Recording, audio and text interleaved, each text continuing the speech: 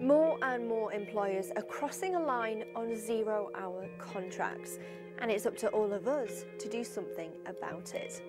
Around 1 million workers, mostly working in the retail and hospitality sectors, are on zero-hour contracts. That's almost certainly someone you know.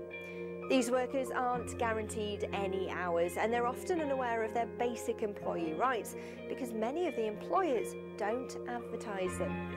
Together, these workers form a pool of on-call staff who must be available for when bosses need them at the drop of a hat. Some say this kind of work can offer flexibility. If workers were given a choice about what type of contract they'd like to be on, this might be a fair argument. But for most, the balance of power lies squarely with the employers. This is Sarah, we've changed all the names in this video, who used to work for a fast food company. If you raise a complaint or point out that your legal rights aren't being observed, you face not getting any hours the next week. So much for flexibility. Here's Jimmy. Texts were sent to between 20 and 50 zero-hour workers. We must all turn up or we will not get a text for weeks, but yet only one will actually get the hours and it will be the first to arrive.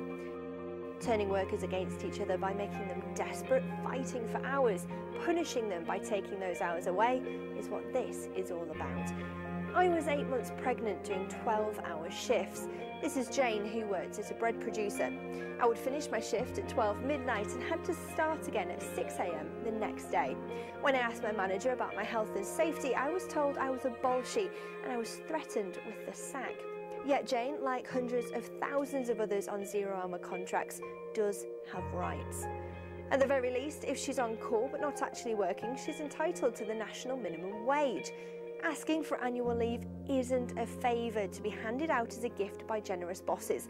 It's a right fought for by unions years ago. The same goes for work-related travel too. In the last decade, the number of zero-hour contracts has doubled. Even ministers from the coalition government have admitted their surprise at just how common they've become. Yet it's not individual workers struggling to get by who are going to help rescue those stuck in this unfair trap. It's only by campaigning together that we can stop this. Tweeting, protesting, boycotting, whatever it takes to persuade companies, many of them big household names, that when it comes to zero-hour contracts, their abuses are way over the line. So tell them we won't put up with our friends, relatives and neighbours being ripped off to make them more money. Let them know whose side you're on.